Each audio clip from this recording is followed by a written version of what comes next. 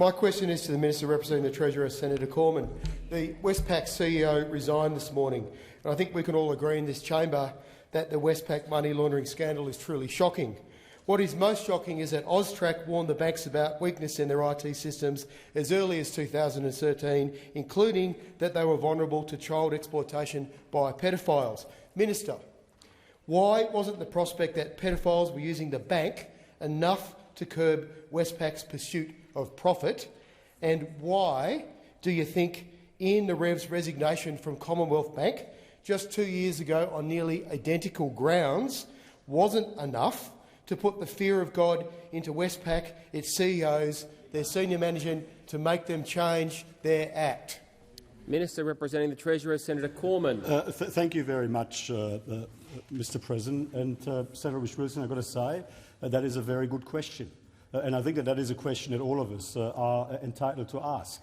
I mean, I've made that observation on Radio National on Monday morning myself. I mean, given, given the events at the Commonwealth Bank a few years ago, surely every bank would have, and every board and every managing director, CEO, the leadership of every bank surely would have looked very carefully at their operations under their bonnet to make absolutely certain that they weren't equally exposed, and the fact that they didn't is an absolute disgrace, and that is, of course, now why AUSTRAC will be pursuing Westpac as is appropriate, through the courts in the appropriate way. Westpac will end up paying a very, very significant fine for their failure to act, and I guess this is now also a warning to all of the other banks. I mean, we expect that no other bank is going to be so negligent as the Westpac Bank has clearly been in the wake of this latest round of revelations.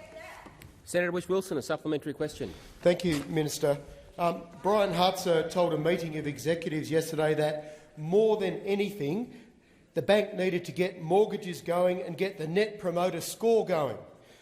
Even though they had just been found out to be enabling pedophiles, sales remained Westpac's top priority.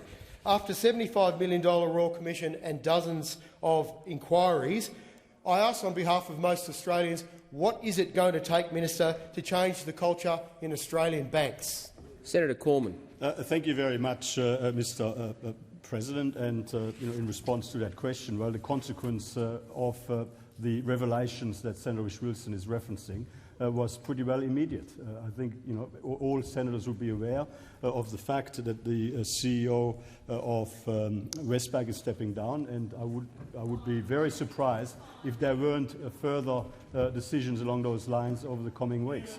Clearly there was a complete failure within Westpac to address the issues that needed to be addressed, and I think